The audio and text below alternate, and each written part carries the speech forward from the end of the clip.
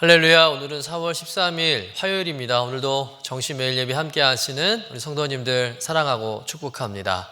다 같이 사도신경을 고백하며 예배 자리로 나가겠습니다.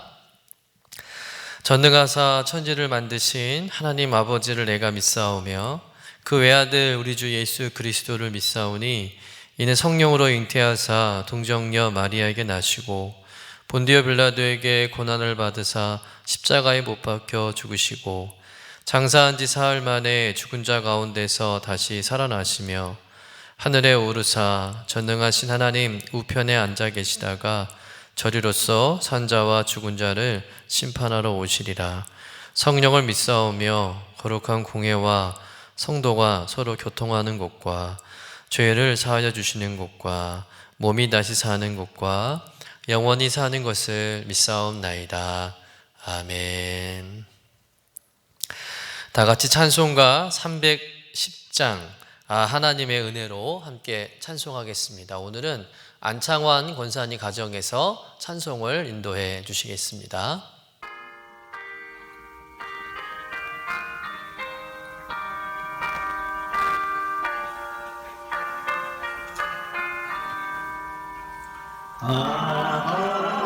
하나님의 은혜로 있을 데 없는 자 왜 구속하여 주는지 날 알 수 없도다.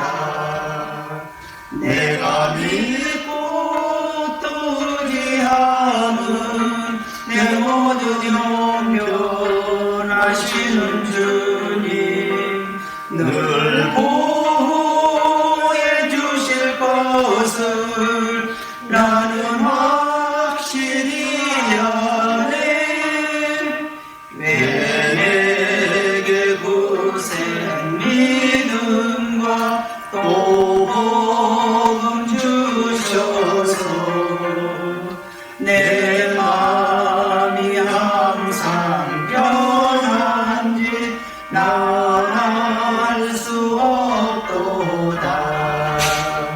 내가 믿고 또 의지함은 내 모든 형편하시는 주님 늘 보호해 주실 것을 나는 확실히 아네. 왜 내게 성령 주셔서 내 마음을 감동해 주 예수 믿게 하는지 난 알 수 없도다.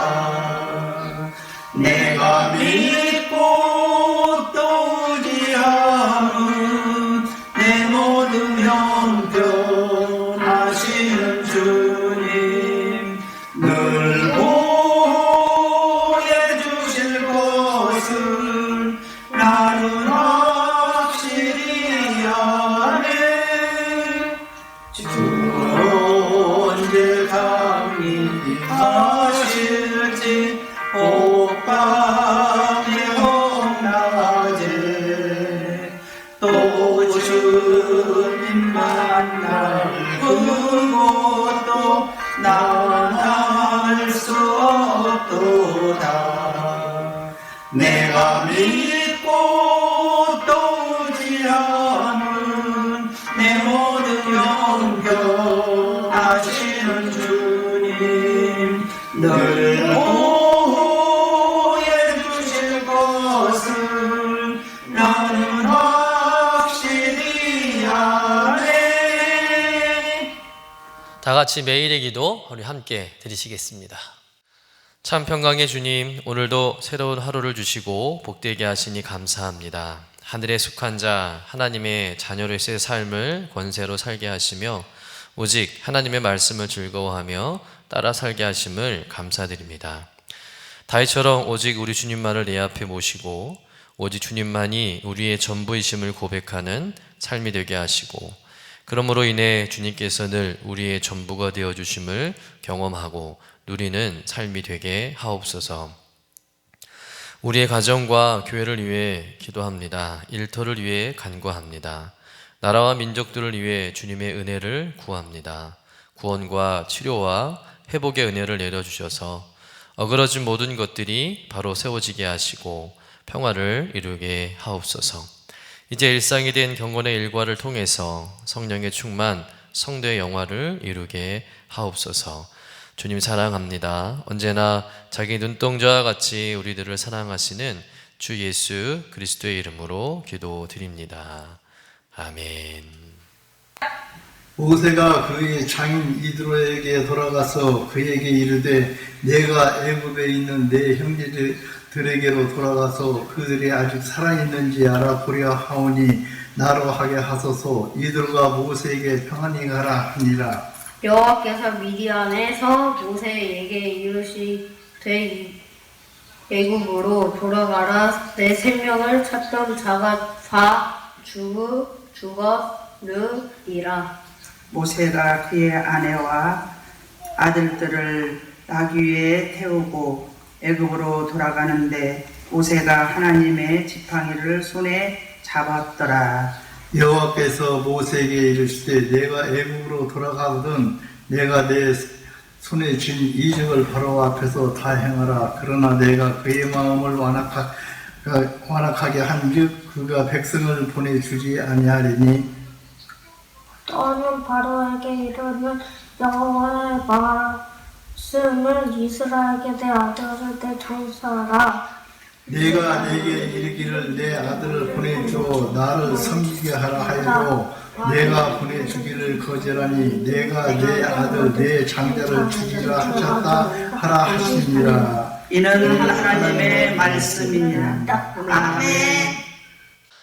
오늘 예배 헌신에 참여해 주신 우리 안창호 권사님 가정, 안창환 권사님, 또 박명순 권사님, 또 자녀 안수현 집사님 가정, 조경래 집사님, 손주 희원, 주원, 유원, 또 자녀 안내진 사랑하고 축복합니다. 하나님의 부르심을 5번이나 거절했던 이 모세가 드디어 우여곡절 끝에 하나님께 순종하기로 결정을 하고 이스라엘 백성들을 애굽에서 구하기 위해서 애굽으로 가게 되는 내용이 오늘 본문의 말씀입니다. 먼저 모세는 애굽을 가기 전에 장인 이드로를 찾아가서 이제 자초지정을 쭉 설명을 하고 이제 허락을 받는 장면이 먼저 기록되어 있습니다. 모세가 이제 장인 이드로와 작별 인사를 하는 거죠. 우리 본문 18절의 말씀을 같이 한번 읽어보도록 하겠습니다.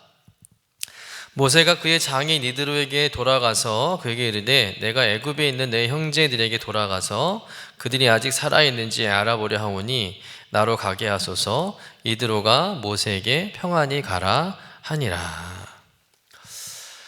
모세에게 이 장인 이드로라는 사람은 어찌 보면 참 고마운 사람입니다. 아무것도 없이 광야로 뛰쳐나온 자신을 받아주고 또 자신에게 양을 맡기고 더더군다나 자신의 귀한 딸을 내주고 자기를 사이 삼아준 것 얼마나 참 고마운 일입니까?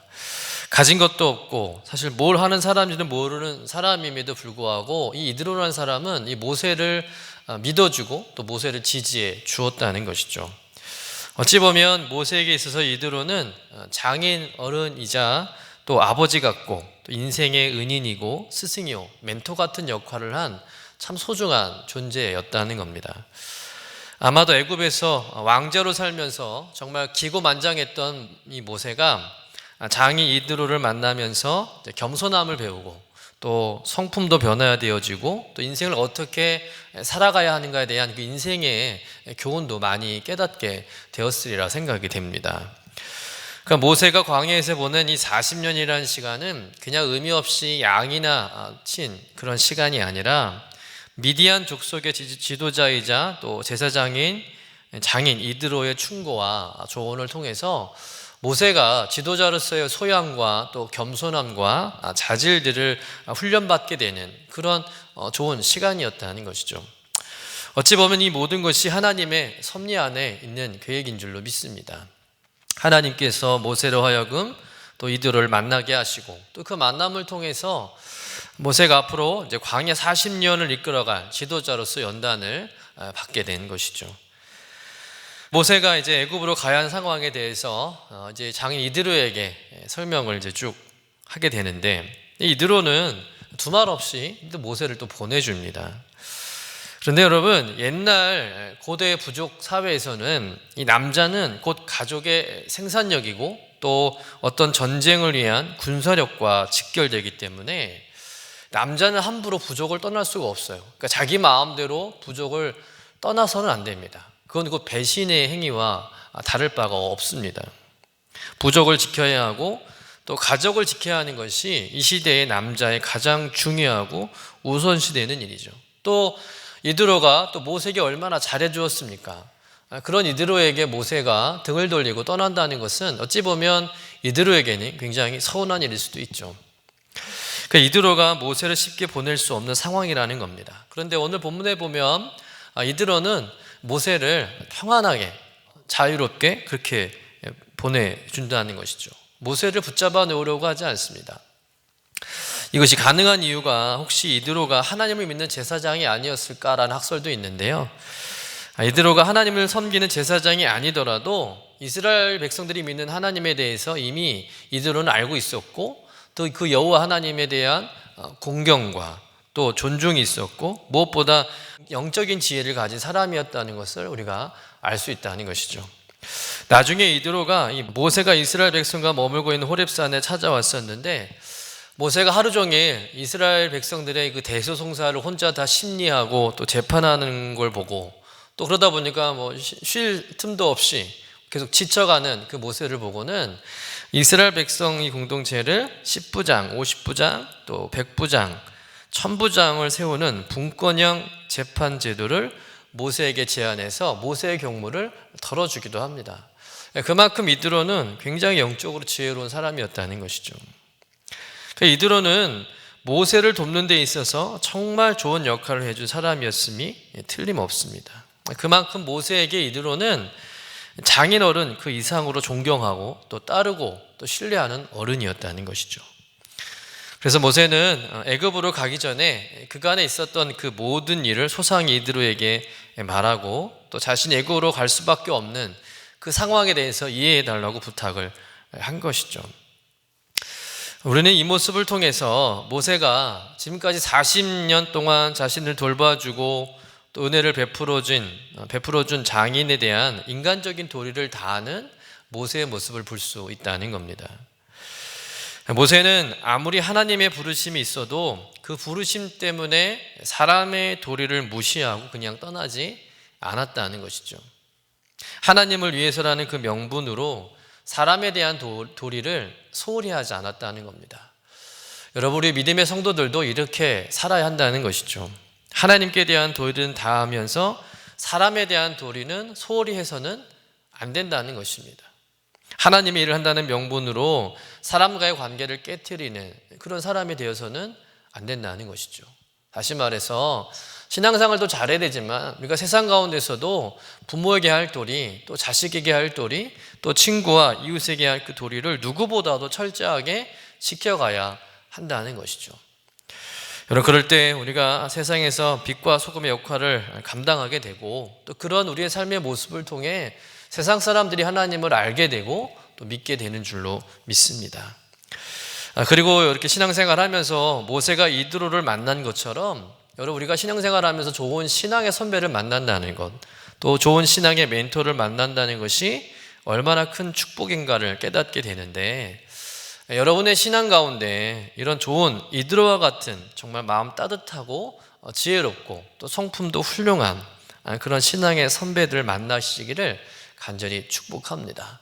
또 여러분이 그런 사람이 되었으면 좋겠어요. 이드로 같은 그런 좋은 신앙의 선배, 또 신앙의 역할을 감당하는 여러분 되시기를 간절히 축원합니다. 이제 이렇게 모세는 장인 이드로와 작별과 또 따뜻한 환송을 받으면서 애굽으로 향하게 되는데, 그런데 애굽으로 가는 중에 하나님께서 모세에게 두 가지 사실로 격려해 줍니다. 첫째는 모세의 목숨을 노리는 자가 죽었다는 것이고, 둘째는 그의 손에 하나님의 지팡이를 들려주신 것이죠.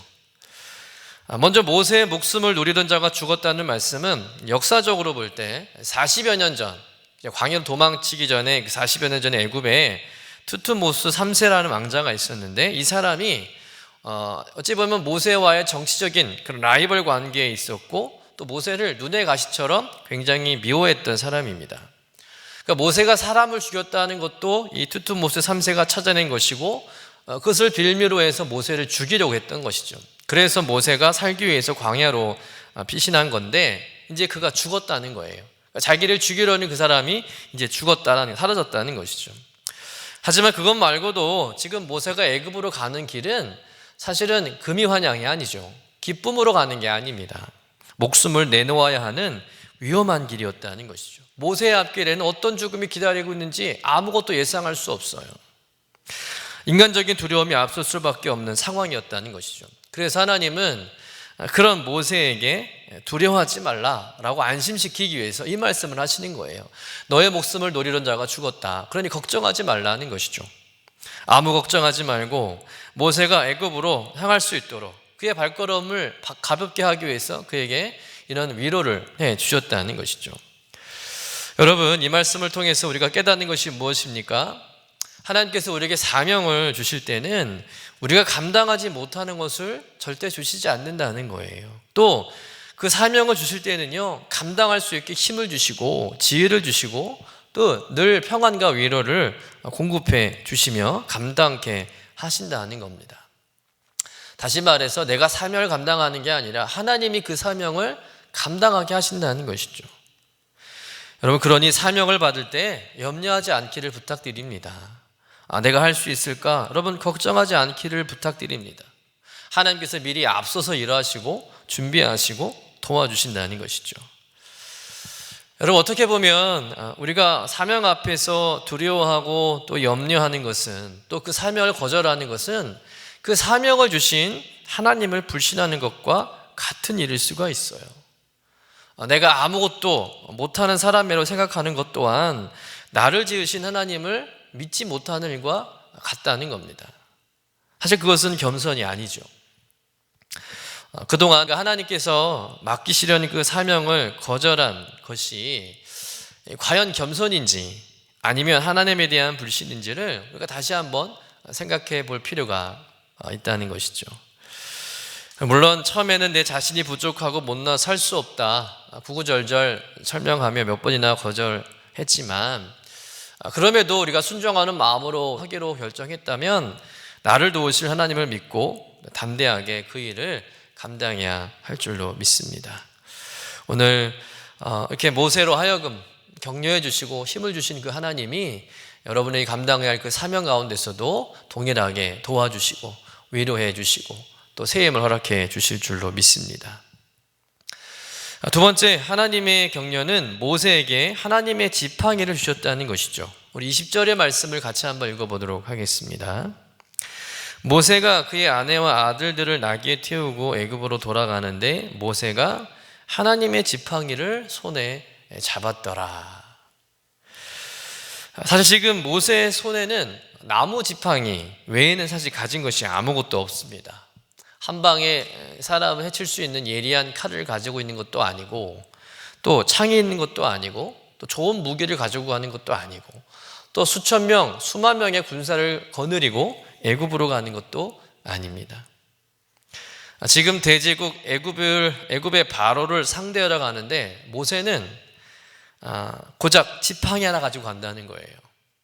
그것도 어떤 지팡이입니까? 그냥 마른 나무 지팡이에요. 별 볼 일 없는 지팡이입니다. 그냥 양을 돌볼 때 늘 사용했던 그냥 평범한 지팡이였다는 것이죠. 그런데 오늘 말씀해 보니까 그 모세가 늘 갖고 다니는 지팡이를 무슨 지팡이라고 말씀하고 있습니까? 하나님의 지팡이라고 말씀하고 있어요. 모세의 지팡이가 아니라 하나님의 지팡이다. 여러분, 무슨 말씀입니까? 더 이상 양을 칠 때 쓰는 지팡이가 아니라 모세가 든 지팡이는 하나님의 권능이 담겨져 있는 하나님의 능력의 지팡이가 되었다는 것이죠. 모세가 그 지팡이를 손에 잡았다는 겁니다. 그 말은 거꾸로 말하면 앞으로 모세의 앞길과 사명 가운데 살아계신 하나님이, 전능하신 하나님이 늘 그와 함께 한다는 것이죠. 동행해 주신다는 겁니다. 여러분, 전능하신 하나님이 모세의 하나님이 되셔서 늘 모세와 함께 일하시고 또 도와주신다는 약속의 증표가 바로 모세가 붙잡은 그 지팡이라는 것이죠. 모세는 그 지팡이를 볼 때마다, 또 그 지팡이를 붙잡을 때마다 무슨 생각을 했을까요? 하나님이 나와 함께 하신다, 하나님 나를 도와주신다, 하나님께서 나와 함께 일하신다라는 것을 믿음으로 또 고백하며 그 하나님의 임재를 기억하며 그 사명을 감당하게 된다는 것입니다.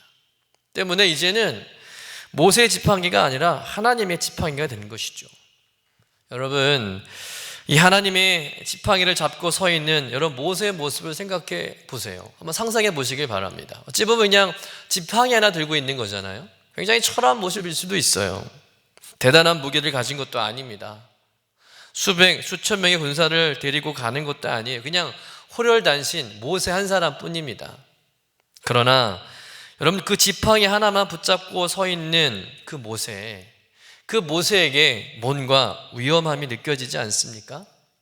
옛날 TV 사극을 보면 하얀 도포를 입은 도사가 지팡이를 들고 다니는 모습을 볼 때가 많습니다. 근데 그 지팡이를 들고 다니다가 나쁜 사람들이 막 나타나면 그 나쁜 사람들을 제압하고 또 놀라운 기적을 일으키는 그런 장면을 우리가 보게 됩니다. 여러분, 지팡이 하나만 가지고 있어도 여러분 그 도사가 얼마나 능력 있고 대단한 사람인가를 우리가 느끼고 또 알 수가 있지 않습니까? 그럼 지금 모세의 모습이 그렇다는 거예요. 뭔가 큰 능력 행할 수 있는 그 위엄과 무게감이 느껴진다는 것이죠. 영적인 그 위대함이 그 모세에게 있는 거죠. 출애굽기 17장에 보면 이 모세의 지팡이가 그 능력을 제대로 나타나는 장면이 있죠. 바로 아말렉과의 전투인데 이스라엘 백성들이 이제 행진하는 가운데 아말렉이 이 이스라엘 백성들을 공격합니다. 그 뒤에서. 근데 그 당시 이 이스라엘의 군사력은 아말렉을 상대할 수 있는 군사력이 아니었어요. 또 변변한 무기가 있었던 것도 아니었습니다. 그러나 그 전투에서 이스라엘이 승리하게 되죠. 그 승리를 하게 된 결정적인 요인이 물론 전쟁에 나간 여호수아와 또 군인들이 잘 싸워서 이긴 것도 있겠지만 사실 더 결정적인 것은 뭐냐면 모세의 기도가 그 승부를 갈랐다는 겁니다. 출애굽기 17장 우리 9절의 말씀을 우리 한번 같이 읽어보도록 하겠습니다. 모세가 여호수아에게 이르되 우리를 위하여 사람들을 택하여 나가서 아말렉과 싸우라. 내일 내가 하나님의 지팡이를 손에 잡고 산 꼭대기에 서리라. 모세가 하나님의 지팡이를 손에 잡고 산 꼭대기에 서리라. 무슨 말씀이에요? 모세가 하나님의 지팡이를 잡고 기도할 때 이스라엘이 승리했다는 것이죠. 여러분 보세요. 모세가 승리한 것은 그가 예리하고 무서운 칼을 들고 있었기 때문에 승리한 게 아닙니다. 수많은 군사를 거느렸기 때문에 그가 전투에서 승리한 게 아니라는 것이죠. 비록 그가 광야에 있을 때 보잘것없는 그 지팡이였지만 그 지팡이가 하나님의 지팡이로 역사할 때 모세가 승리할 수 있었다는 것이고 이스라엘 백성이 이길 수 있었다는 것입니다. 여러분, 모세는 그냥 오래된 그냥 나무 지팡이를 들고 간 게 아니라 하나님의 능력이 함께 하시는 하나님의 지팡이를 붙잡고 갔다는 것이죠. 여러분, 이 지팡이를 잡고 있으면 하나님의 능력이 함께 하는 겁니다. 오늘 우리도 마찬가지죠.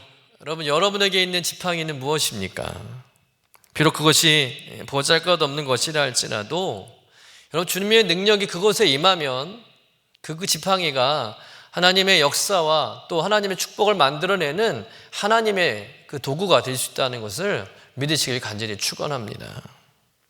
나는 이것도 없고 또 저것도 없고 가진 것은 너무 초라하다고 늘 불평할 때가 많잖아요. 여러분, 그러나 세상의 조건들로 승리할 것이 아니라 하나님이 함께 하시는 그 능력, 하나님의 임재를 통해서 우리가 승리해야 할 줄로 믿습니다. 내가 가진 것이 비록 부족하고 초라하고 형편없어도 그것이 하나님의 지팡이가 될 때 여러분, 그 어떤 것도 우리를 막아낼 수 없으며 그 어떤 싸움 가운데서 우리가 승리하게 되는 줄로 믿습니다.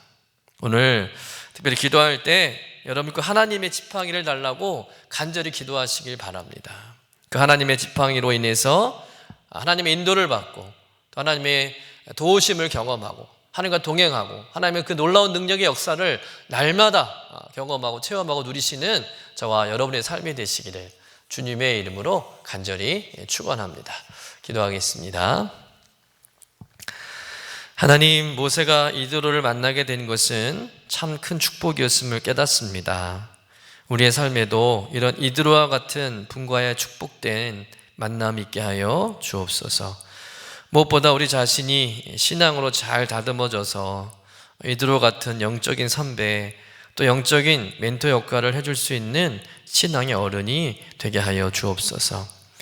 우리를 통해 역사하시는 주님, 우리에게 사명을 주실 때는 언제나 그 사명 감당할 수 있도록 위로와 힘을 주시고 또 모든 문제를 먼저 해결해 주시는 분임을 믿습니다. 그러니 두려워하지 않게 하시고 믿음으로 주의 사명 온전히 순종하게 하여 주옵소서.